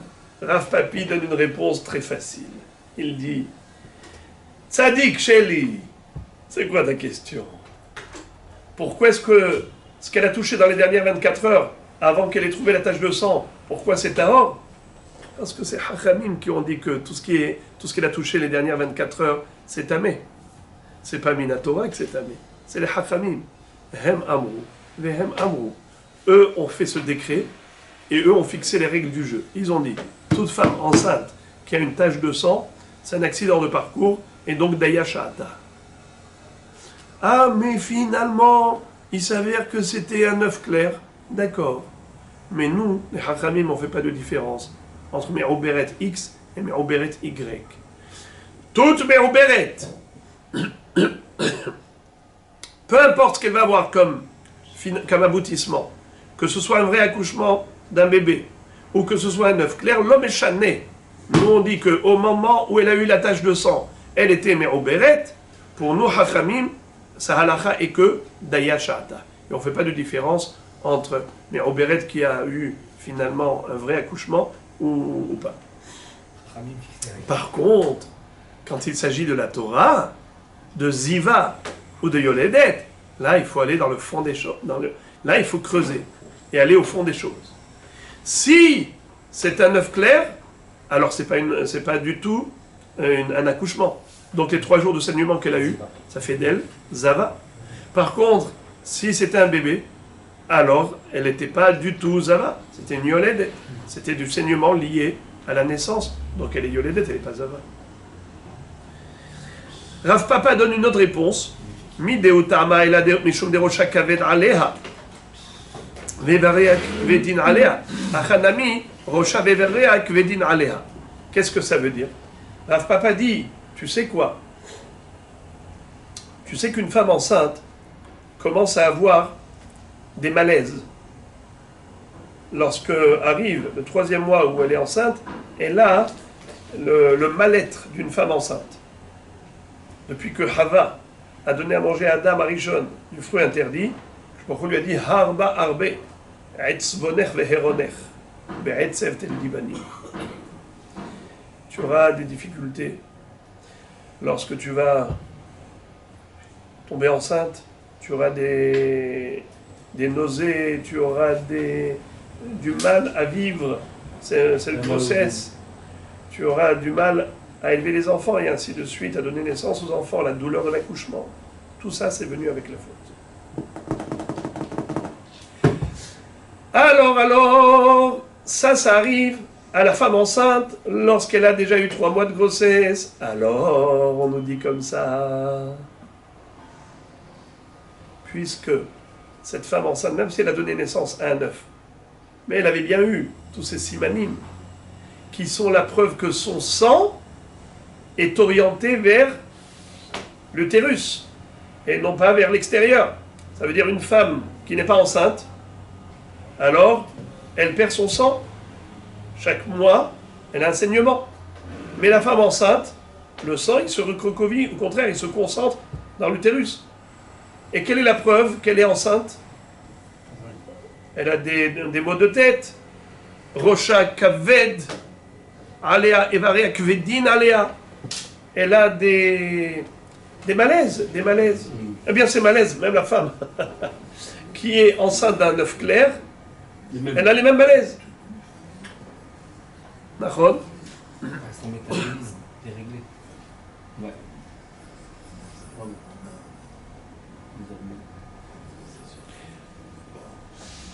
Donc, de la même façon qu'on dit Daya Sha'ata pour une femme enceinte normale, ainsi on dira Daya Sha'ata pour une femme enceinte d'un œuf clair. On continue. Ba'amine, Rabotai. Je n'ai pas le temps maintenant, mais il y a évidemment des différences halachiques entre ces deux réponses. Il y a des différences, des conséquences halachiques à ces deux réponses. C'est pas la même réponse. Ba'amine Rabirmia Merabzira. Ra'ata ve'achakar ukar obara. Ma'u. Kevan de be'idna de hazai lo ukar obara. Mitamia. Odin ma kevan de samuch la hazai lo mitamia. Rabirmia pose la question à Rabbi Zira. Il lui dit, dis-moi, quel est le din si, à 3 mois, moins un jour, elle a une tache de sang? Est-ce qu'on dit Daya Sha'ata, ou bien est-ce qu'elle est tamée rétroactivement les dernières 24 heures? Que tout ce qu'elle a touché comme trauma, ça sera tamé. Parce qu'elle est visible en tant que femme enceinte. Elle est visible que le lendemain. Un jour avant, elle n'était pas encore visible. Le bébé n'est pas encore visible. On a dit que, mais Robert, qu'est-ce que vous dites? Qu'est-ce que vous en diriez? Est-ce qu'on la considère comme enceinte? Ou on la considère qu'au moment où elle a eu le sang, elle n'était pas encore enceinte? Non, enceinte. Hein? Enceinte. En plus de ça, il y a des femmes qui mettent. On saura un jour avant. Oui. Non, mais quel est le din? Si maintenant une femme réellement, elle a eu une tache de sang un jour avant les 3 mois de grossesse, et elle vient, elle demande au Rav, j'ai touché la terouma. Il y a ici des tonnes de terouma qu'elle a touché. Cette terouma-là, toutes ces tonnes-là, on les jette à la poubelle ou pas? C'est une question grave. Ça a une conséquence marasite. Oui, rétroactivement. La lacha est que, jusqu'à 3 mois, elle n'est pas encore considérée comme Mérouberet. Et donc tout ce qu'elle touche, on ne dit pas Daya Sha'ata. On émet tamé tout ce qu'elle a touché pendant les 24 heures. D'accord? Alors c'est là. Imaginons 3 mois moins un jour, elle a eu du sang. Le lendemain, paf, tout le monde voit qu'elle est enceinte. Madin. On sait jamais une femme de son vrai jour en plus. Alors on nous dit comme ça. On sait jamais son vrai jour. Est-ce qu'on va dire que puisqu'au moment où elle a eu le sang, elle n'était pas encore un écart, donc c'est sûr que c'est tamé. Odin ma kevan de samouk la haza ilomitamia. Ou bien on va dire qu'étant donné que tchic-tchac, après qu'elle a eu ce sang, tchic-tchac, tu vois qu'elle est enceinte. Alors tu vois qu'elle est enceinte. Ce sang-là, tu l'attribues à la grossesse, tu vois qu'elle est enceinte. Tout de suite après, le lendemain, déjà elle est enceinte. Donc ce sang-là, c'est le sang d'une femme enceinte. Alors tu devrais dire Dayashata, puisqu'une femme enceinte met sous les quêtes d'Amim. Amarle, mi deutama ela mishum de rocha kaved vivarea kvedin alea. Be'id na de hazai en rocha kaved alea venevarea kvedin alea. Qu'est-ce que ça veut dire? Il lui dit, au moment où elle avait la tache de sang, elle n'avait pas encore les symptômes de la femme enceinte. Et quels sont les symptômes de la femme enceinte? C'est que tout le sang qui va vers l'utérus, alors ça déclenche des malaises, maux de tête, des crampes, toutes sortes de choses qui la gênent, n'est-ce pas? Ces malaises, elle ne les avait pas. Ça veut dire que ce sang-là, en fait, n'était pas encore orienté vers l'utérus. Je m'explique. Ce que je dis là, c'est ma façon d'expliquer. C'est pas écrit comme ça, mais moi je dis comme ça. Parce que tout de suite après, la Gemara va poser une question très intéressante par rapport aux vérifications. Vous savez qu'une femme, tous les mois, elle a ses règles. Mais, quel est le din si elle a eu des retards? Est-ce qu'elle peut aller avec son mari? Le din est qu'il y a un V7. Elle doit se séparer de son mari le jour du V7. C'est quoi le jour du V7? C'est le jour où normalement les règles devaient arriver. Alors on a V7 à Chodesh, on a Hibba. Vous savez c'est quoi Hibba? C'est un mnémotechnique. Hibba c'est l'amour, n'est-ce pas? C'est l'affection. Hibba, Het, Bet, He. Het, Chodesh. Bet, Benonit, He, Aflaga. Il y a 3 dates de règles durant lesquelles on doit se séparer. Par exemple, Chodesh. Le mois dernier, elle a eu ses règles quand? Le 10 qui se lève. Alors le 10 Tevet, il faut se séparer. Et après ça, on fait une vérification. Pour voir si elle a eu du sang. Si elle n'a pas eu, elle peut retourner avec son mari. Quand ils doivent se séparer, c'est que de la relation intime. Mais le reste, c'est permis. Le deuxième date, c'est Aflaga. C'est par exemple, entre les 2 dernières Re'iyot, il y a eu 28 jours. Donc tous les 28 jours, elle voit. Donc, depuis la dernière Re'iya, elle compte 28 jours. Ce jour-là, le 28e jour, elle doit se séparer de son mari. Et quand je dis le 28e jour, c'est juste la Rona. C'est par exemple, la dernière fois c'était en journée, là elle se sépare de son mari en journée. Si la dernière fois c'était la nuit, elle se sépare de son mari la nuit. C'est ce qu'on appelle Rona Asamouk Levesta. Il y a aussi Rona Benonit, c'est le 30e jour. Tous les 30 jours, ça s'appelle le cycle moyen d'une femme. Généralement, la date du mois, le 10 qui se lève, le 10 Tevet, la date du mois et le 30e jour, ça va de pair, c'est le même jour. Et pas toujours. Parce que ça dépend si c'est un mois qui est plein ou un mois qui est creux. C'est de cela que ça dépend. Yom Shloshim, voilà. Ouais, c'est Metesha. Alors, pourquoi j'explique comme ça? Parce que je relis ce que la Gemara va nous citer immédiatement, avec ce que la Gemara va nous citer immédiatement, une question qu'on a posée à Rabbi Yochanan. Ba'amine hausaba mi Rabbi Yochanan. Higia et vesta bime ibura velo batka. Mahu. Quel est le din par rapport au V7? Une femme doit avoir ses règles, par exemple, tous les 30 jours. On a Benonite, 30e jour. Et normalement, qu'est-ce qu'il faut faire pour retourner avec son mari? Pour qu'une femme qui a eu du retard, pour qu'elle puisse retourner avec son mari, il faut qu'elle fasse une médica. n'est-ce pas? Quelle est la différence si on dit que vestot de Oraïta ou vestot des Rabanan? La halakha de devoir se séparer de sa femme pendant ce jour-là, du Veset à Chodesh, ou Veset à Flaga, ou Veset Ona Benonit, et ainsi de suite. Qui a dit qu'il faut se séparer pendant le Veset? Est-ce que c'est halakha le Moshe Sinai, Minatora, ou même carrément du Pasuk, Vizartem et Bnei Israël mitum atam, mikan shetzrichim shetzarich adam lifrosh meishtos me'ona samour levesta. Donc c'est Minatora. Et il ne pourra récupérer sa femme que si elle fait une bédika. Mais quand est-ce qu'il faut qu'elle fasse la bédika? Si on dit que Veset c'est Minatora, il faut qu'elle fasse la bédika le jour même. Car c'est quand le hashash, c'est quand le risque qu'elle a eu du sang. C'est quand le risque? C'est le jour même. Mais si je dis que Veset c'est que Midera Banane, alors elle peut faire une bdika même après. Par exemple, elle n'a pas fait la bdika le jour même. 3 jours après, ils se sont retrouvés. Ils étaient en voyage, 3 jours après, ils se sont retrouvés. Elle a eu du retard. Elle ne peut pas aller avec son mari si elle n'a pas fait une bdika. Car peut-être qu'elle a eu ses règles. Il faut qu'elle vérifie d'abord. Si je dis que Veset c'est Minatora, il faut qu'elle fasse la bdika obligatoirement le jour même. Si elle n'a pas fait de bdika, je dis peut-être qu'il y a eu du sang, et ce sang, il est parti. Elle n'a pas vu. Et donc elle est interdite à son mari. Elle a l'obligation, si elle veut être tahor pour son mari, Théora, il faut qu'elle fasse la vérification le jour même. Alors maintenant, la question se pose. Une femme qui est mère au béret, les 3 premiers mois, avant que le roubar ne soit visible, à ce moment-là, les 3 premiers mois, elle a l'obligation de faire une vérification.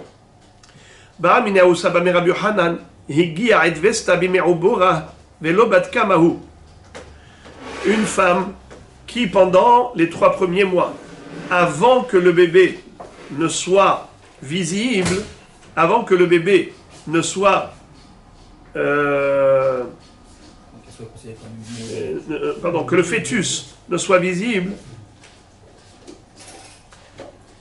si elle n'a pas fait de bdika, quel est son din?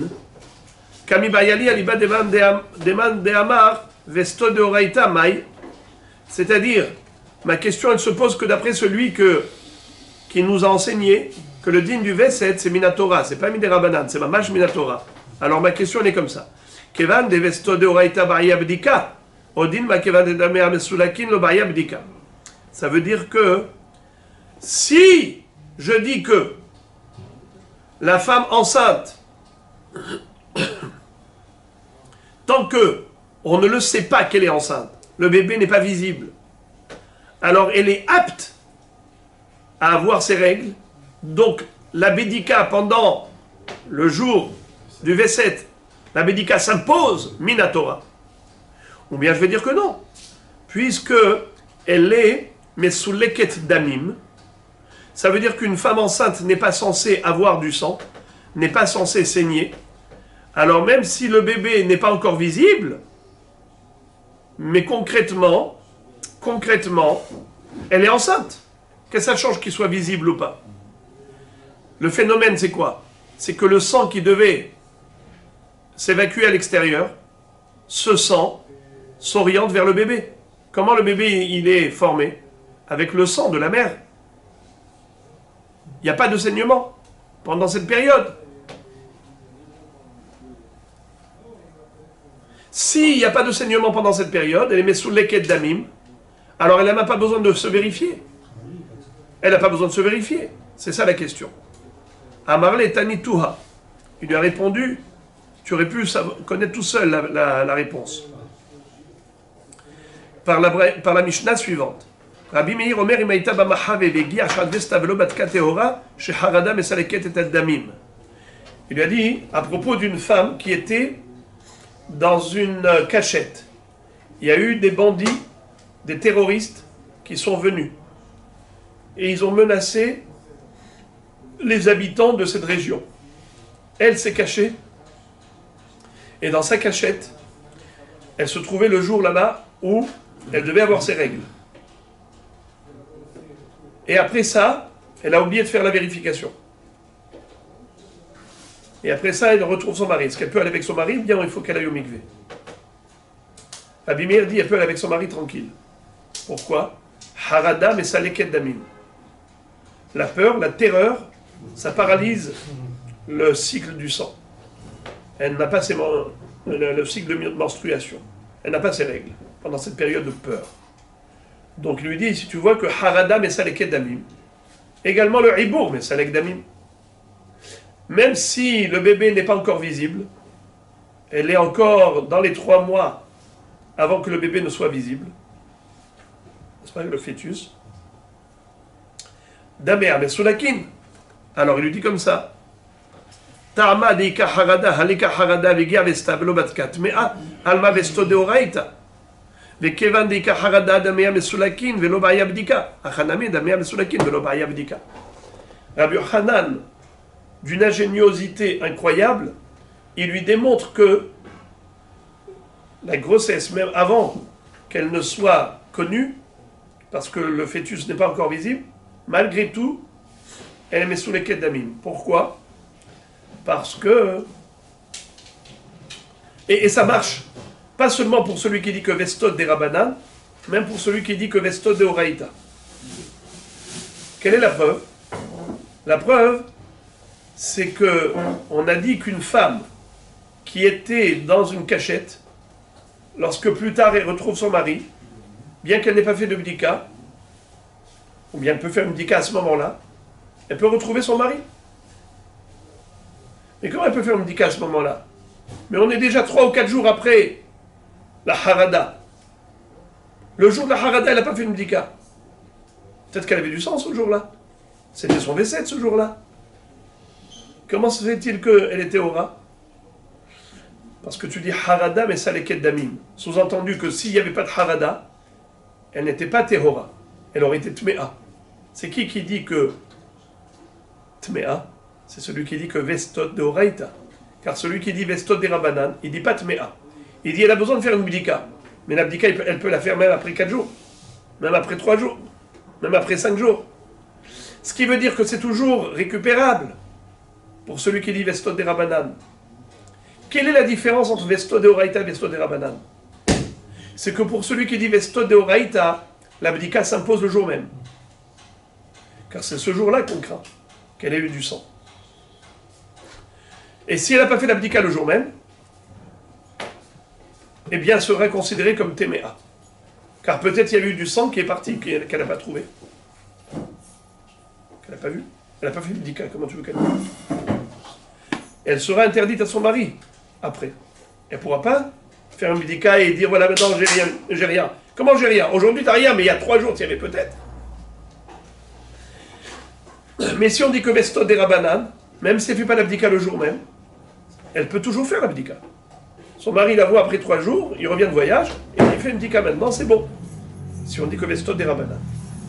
Du fait que la Mishnah dit Tehora le Barla, parce que Harada mais Saleket Damim, sous-entendu que s'il n'y avait pas de Harada, s'il n'y avait pas eu la terreur qui paralyse le sang, hein, on aurait considéré qu'elle est Tméa. Qui est-ce qui dit ça? Qu'elle est Tméa? C'est celui qui dit que Veset, c'est d'Oraïta. Vesto d'Oraïta. Et malgré tout, le facteur Harada bloque le sang. Pareil, le facteur grossesse bloque le sang. Alors elle n'a pas besoin de vérification. Vous entendez? C'est une bombe, Rabbi Yohanan. Et enfin, on va terminer avec Ménika. Ménika, Hatchetigmol, une femme qui allait son bébé, et elle a eu une tache de sang. C'est un accident de parcours. Alors on dit Daya Sha'ata. Tout ce qu'elle a touché les dernières 24 heures est Tahor. Tanu Rabanan, la Braïta nous dit Ménika, Shemet Bena, Betoches Rimver Chodesh, Harei Kechol Anashim, Umitam Ameret Le'et, Umipkida Lepkida. לפיכך, אם הייתה מניקתו והולכת 4 או 5 שנים, דיה שעתה דברי רבי מאיר, רבי יהודה ורבי יוסי ורבי שמעון אומרים, דיין שעתן כל 24 חודש. לפיכך הייתה מניקתו 4 ו5 שנים, מטמאה מעת לעת ומפקידה לפקידה. מחלוקת entre Rabbi Meir et Rabbi Yehuda et Rabbi Yossi. Rabbi Meir dit que Une femme qui allait son bébé, Tant qu'elle allait. tant qu'elle allait, si elle a une tache de sang, c'est un accident de parcours. Et donc on dit Daya Sha'ata. Mais si elle a arrêté d'allaiter, parce qu'elle a donné à une nourrice, ou bien Hazé Shalom, il est mort, le bébé, eh bien dans ce cas-là, on ne dira pas Daya Sha'ata. D'accord?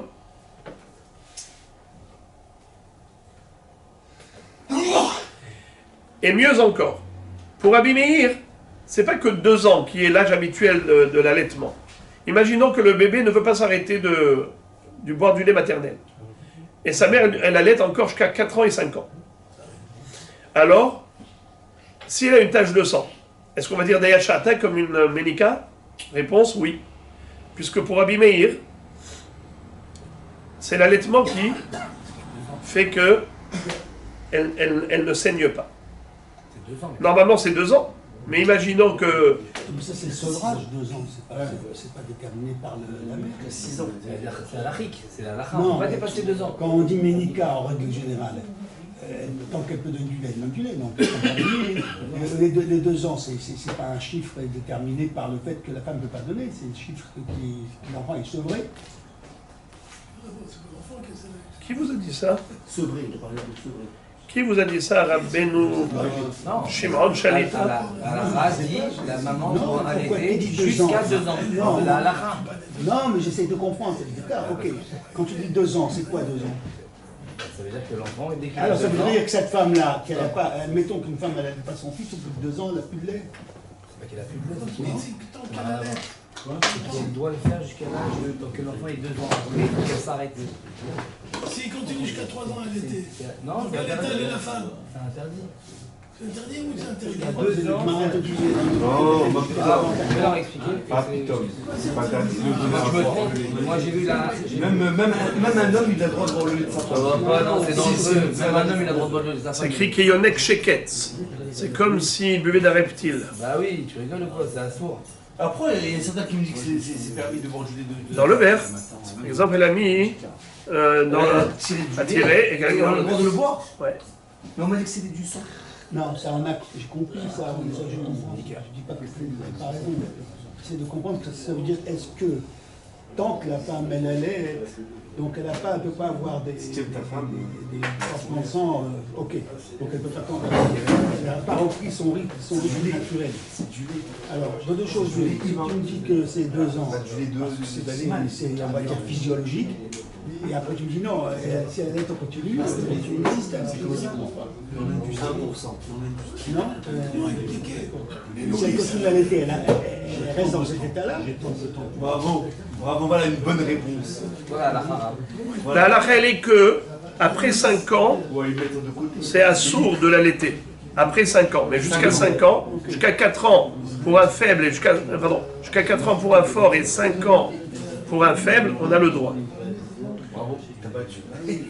Je savais, Ça n'en est pas maintenant. Moi, je suis pas dans cette Dans certains cas, même après 2 ans, pour acheter du lait. même après 2 ans, il faut s'arrêter. Dans certains cas, dans Ktubot d'Afsamer, tout ça c'est écrit dans Ktubot d'Afsamer.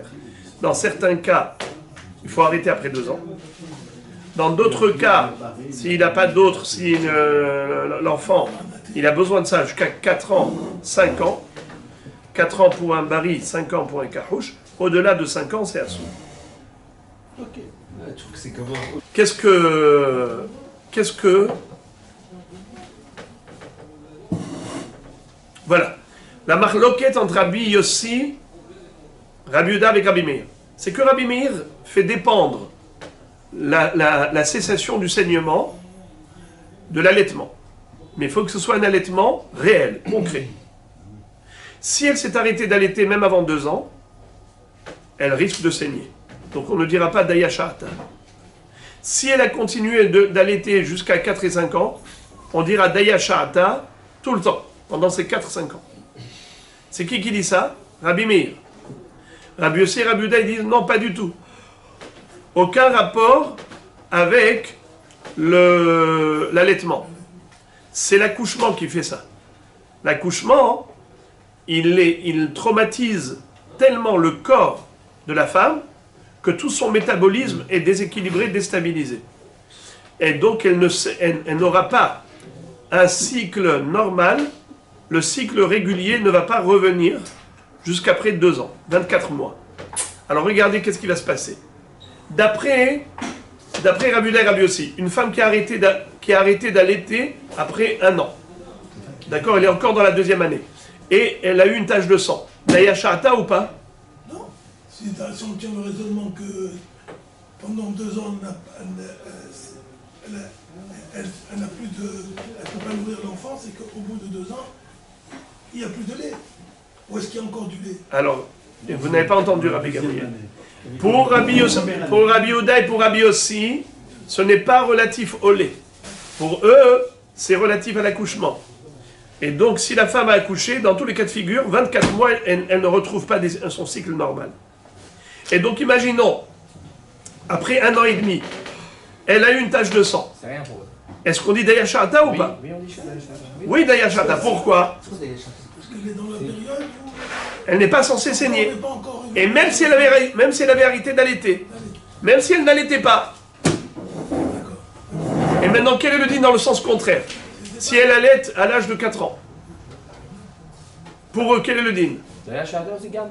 Daya Sha'ata ou pas? Oui. Oui.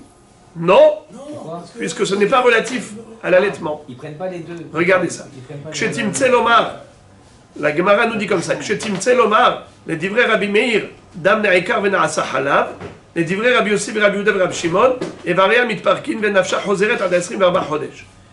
Qu'est-ce que ça veut dire? Si tu veux maintenant faire une synthèse, comprends la discussion. Le débat, il est très clair.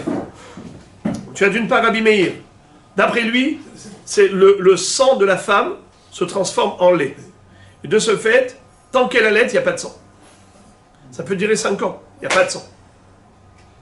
Mais par contre, à contrario, si elle a arrêté d'allaiter, même dans les 2 ans, eh bien le sang revient. Alors par exemple, si elle a eu une tache de sang après 1 an par exemple, Mais- je dis Daya Sha'ata, Non. Non. elle, hein, Non, C'est bien ce que je disais, On revient 24 heures. elle s'est arrêtée d'allaiter dans les 2 ans. Daya Sha'ata ou pas? Rabbi Meir, non. Non, justement. Bravo. Parce que Pour Rabbi Meir, non. Pourquoi? Puisqu'elle n'allaite pas concrètement, donc le sang va revenir. Alors on ne dira pas Daya Sha'ata, c'est comme une femme normale. Pour Rabbi Yehuda, Rabbi Yossi, Rabbi Shimon, qu'est-ce qu'ils disent? Pas du tout. L'histoire de Mesoulé Kedamim, c'est pas lié à l'allaitement. Même si elle n'allaite pas, pendant 24 mois, elle est Mesoulé Kedamim. Et on dira Daya Sha'ata toujours, pendant 24 mois. Par contre, si elle dépasse et qu'elle allaite pendant 4 ans, 5 ans, et elle a trouvé du sang, Ma'adim, Daya Sha'ata ou pas? Bravo. Lo Daya Sha'ata. Pourquoi?